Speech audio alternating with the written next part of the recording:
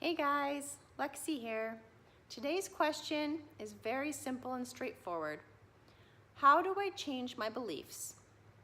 I get this question a lot because a lot of us hold beliefs that don't serve us, that don't feel good. You know, beliefs like I'm not good enough, I'm not worth this or that, I'm ugly, I will never have enough money. You know, all these thoughts that run through our head that don't feel better. And because they don't feel better, we know they're not true, that we would like to change. However, a lot of people I encounter try to go a complete 180 right away with changing their beliefs, and it typically doesn't work, and they typically feel defeated, and they just give up, and they just assume that you can't change beliefs.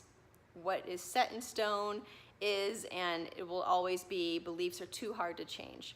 So I want to tell you that beliefs can be a challenge to change, especially when you've had the habit of thinking certain thoughts for so long, because that's what a belief is. All a belief is a thought that you have entertained so many times over so many months or years that it became true for you. How did it become true for you? Well, our thoughts amplify. The universe of our creation, this universe that we live in, right? It's an intentional universe. It's always saying yes to us. So if we have thoughts when we're kids of, I'm not good enough, and we keep thinking, oh, I'm not good enough, I have to do better. Oh, I'm not good enough, I need to be better at this, I need to behave better, I need to perform better, I need to get better grades, all of these things, then that universe that we live in always says yes to us. So if we have these thoughts that we're not good enough, the universe is going to say, okay, yes, I will show you evidence of how you're not good enough. And then once we see this evidence, maybe it's people in our lives telling us we're not good enough, maybe it's, you know, an F on a paper that we wanted to get a good grade on, or whatever it was. When we see this evidence enough times in our reality, we start to set it into a belief. And we decide that it must be true, because it's what we see. However, you can change that because our thoughts amplify. We had to purposely think thoughts that didn't feel better to get the evidence, to cement the beliefs that we don't like, that don't serve us. And we can do it the other way. We can not really turn it around, but we can turn in a different direction, because from this present moment is where all the power is. And we always have the choice to focus on something that feels better. Now, this isn't easy. When it comes to beliefs that we have held for a long time, often people want to do, like I said, a 180. They want to go from I'm not good enough to I'm lovable, I'm worthy of everything, I am confident, and I can go out and do anything.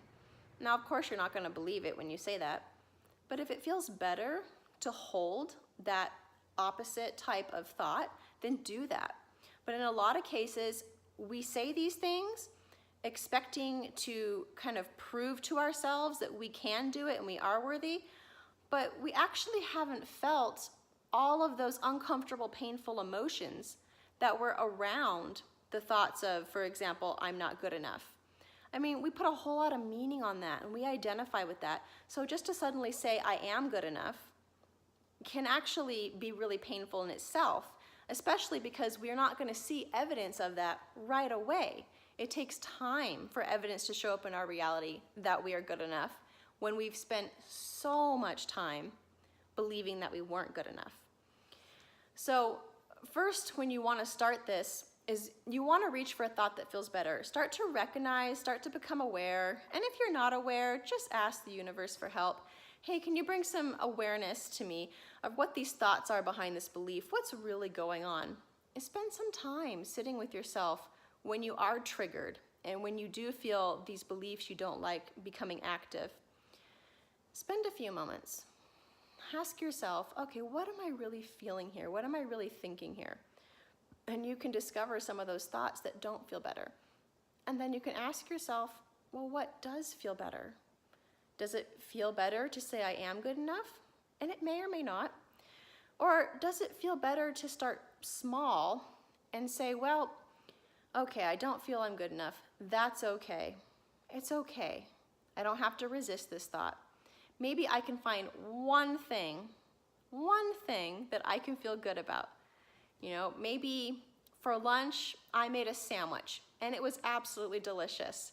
And I can feel good about that. I mean, you have to start simple and small, and sometimes it's funny, some of the things that we find to feel better about, but it's all about shifting our focus, shifting our vibration. You know, it's really hard to go from I'm not good enough to I am good enough. You kind of got to walk and gently walk yourself in between in those steps and find the little things that you are good at, the little things that you can do, until our vibration starts to shift a bit. We feel better and better, and then the universe says, yes, all right, if you're focusing on better things, then we'll show you more evidence of it. We'll show you more evidence how it's better and how you are good enough, until eventually that belief starts to shift. Now, on the back side of this belief, whatever it is, like I said, there's usually a lot of emotional pain, depending on what it is, how you set up this belief, especially the belief of I'm not good enough. It always has a bunch of emotional pain behind it. And sometimes it can be really hard to switch our beliefs because we're resisting that emotional pain. So when you start to entertain some better feeling thoughts, if on the back side of that, there's some fear or some anger or whatever comes up, sadness, allow yourself to feel it. Because when you're willing to feel it, it will start to shift and move on. You won't be holding that intense energy. You won't be holding those triggers so much. So when you do start to see evidence of how you're good enough, for example, you won't automatically, your mind won't so automatically go into, nope, this can't be true. This won't work. That's not true. You're always been, bad. You've never been good enough, It won't go back there so easily. Now, of course, you are going to have opinions, and your mind is going to put up a fight at first, because we're habitual creatures and we've had habits of these thoughts for so long. And it's okay. It's okay to have opinions. It's okay when you start entertaining a new belief to say, oh, well, that's not true. I certainly don't feel that way. I certainly don't believe that, but I want to. It's okay to turn that around and say, well, it's okay that I don't believe this. It's okay that I want to believe this. It's okay that I want to feel better and I'm not sure how. And it's okay for me to decide that something is true because it feels better, even if I'm unsure and very uncomfortable about it and maybe a little bit afraid to let that belief go. So it's all about being willing, like everything, being willing to feel our emotions. Isn't that so much behind like everything we deal with? Being willing, everyone's willing to feel the joy and the happiness, right? Almost everyone. But a lot of us really, really have a hard time feeling the fear and feeling our anger and feeling our uncomfortable stuff, all of this stuff that we just resist and we want it to go away, anxiety, grief, guilt, shame, all these things that we're trying so hard to push against. That's really what's at the core of everything, is coming back into yourself and being willing to look at those parts that you just don't like. They just want to be seen. They're not here to hurt us. They're not here to keep us down. They're not something we have to rise above. They're not something we have to push ourselves and motivate ourselves to get through and move beyond. No, they're just parts of us that want to sit with us and be with us. They want you to acknowledge them, like a little child that you've shut away in a closet. When you open that door, the child doesn't want to be ignored and brushed aside. That child wants to be embraced and hugged and welcomed back. That's what our uncomfortable emotions want. That is how we allow them to evolve away. That is how we listen to them and we learn about who we truly are from our darkest parts. And then from there, we're able to also allow in more of the joy, more of the good stuff. It's easier to entertain beliefs that really are true to who we are. They feel better. The beliefs that liberate us, the beliefs that free us. So it's simple, but it's not always easy being willing to go there. I'm going to share an example from my life that I thought was pretty powerful while I was walking through it many years ago. And it has to do with changing the belief that I am ugly to the belief that I am radiant and beautiful and lovable. So my whole childhood, I had believed that I was ugly. I had heard, I think it was a family member or somebody, some other adult around me at the time. I want to say I was like 5 or 6. I heard them tell me, they said, well, your sister is the beautiful one. She's the one that will be the model. But you're the smart one. You're the one that's going to be, you know, the doctor and get educated and go on to do really great things. So this person was trying to be kind because I was not physically beautiful, and my sister was what you would consider physically very beautiful, you know, by our society standards. But I was very academically smart, so this person was trying to play up that I was still worthy and I was still lovable because I was so smart. But the way I took this as a child was that, oh, okay, well, I don't really care about being smart. What I heard was, I'm ugly. I'm ugly. And I will never be desirable and lovable because I will never look like my sister. And she's still the more pretty one, by the way. We tease each other about that all the time. It's so fun. But I took that as I am ugly.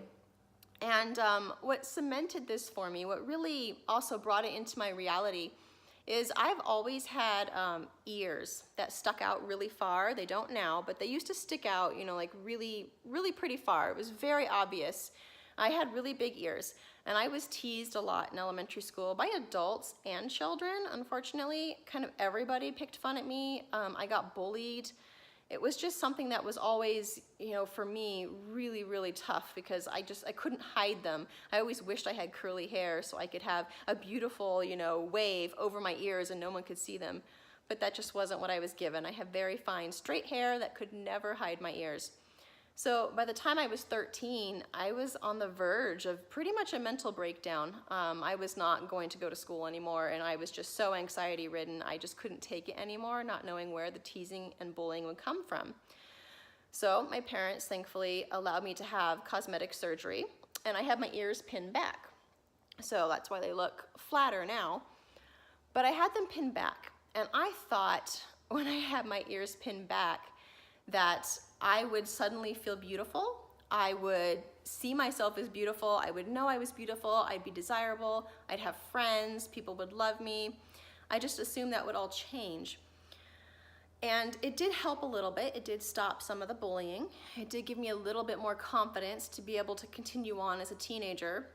You know, 13 is a really hard age, and I really wanted to continue on with a little bit more self-assurance that I was okay. So I never regret having cosmetic surgery. However, it never changed that belief that I am ugly. I still carried that all the way until it started to shift a bit when I was in my early 20s. I was ready to shift this idea that I was ugly. And so beliefs are powerful, beliefs are strong. We know by now changing the outside does not necessarily change the inside. And one of the big reasons for that is because I had a ton of emotional pain around being teased and bullied and around this whole situation with my ears and just never feeling like I could be loved or like I would be beautiful. So when I became aware of this and really wanting to see myself differently and stop trying so hard to change the outside of my body, what I did was I had to start small with this belief. And the way I did this with my body is I went to a mirror one day and I looked in the mirror, which was something I had always hated doing because the first thing I would see were those ears that would stick out. So I looked into the mirror and I decided that I had to find something about my body that I felt good about. I couldn't just say, I am beautiful, look at my body and like what I saw. You know, that's really hard. That's a hard 180-degree turn from I'm ugly. That was impossible for me to do. But I could look at my eyes. And what I did is I got really close to the mirror so I couldn't even see the rest of my body. And I would stare into my eyes and I would stare at all the colors. You know, I always thought I just had brown eyes. But when I looked really closely, I could see honey and tan and some gold. And they actually were really, really pretty. So I would stare at the color of my eyes and start to feel the appreciation for my eyes. So now I'm changing what I'm focusing on. I'm not focusing on my body as being ugly. Now I'm focusing on the beauty in my eyes. And I was able to do this a little bit and kind of, like, you know, have some wonder and curiosity about this. Like, you know, can I really love my body? Is it really going to be this easy? And I did this a couple times. And then after, you know, 2-3 times of doing this, one day I looked in the mirror and I just was so angry. It caught me by surprise, but I was so angry at my body and I just wanted to strangle myself. It was like looking in the mirror, just like all the hatred for all the years of having this body that I had identified with being painful because I was teased. And it was time to start feeling that anger I had suppressed. It was time to start letting that up so I could change this belief. And it was anger around the whole situation of how I was treated. It was from anger, it went to sadness and shame that I had ever even entertained the idea that I wasn't a beautiful, unique person. It was interesting how it all unfolded, and it took weeks and weeks. This wasn't like, you know, one time I tried to switch this belief and it worked. This was weeks and weeks of being willing to sit with my anger, to allow it to come forward, my grief, my pain, my fear of who am I if I don't have ears that stick out. If I'm not ugly, then who am I? Because the thought of even being beautiful was uncomfortable for me at that time. So throughout all of this, I allowed the emotions to all come up whenever they came up, and I just allowed them to be there with me, and I continued to focus on my eyes. And after a while, maybe about a month or so, I noticed, you know, I actually really like my nose too, and then my lips. And then after that, I started to really like the way my face looked more, and my hair. And it just starts like this, and you start finding more and more things to appreciate. You focus on more things that feel better. And as I did this, then I don't know, maybe 6, 7, 8 months later, I noticed one day as I was getting out of the shower and I saw my body naked in front of the mirror, that I actually liked the way my body looked. I actually liked my curves.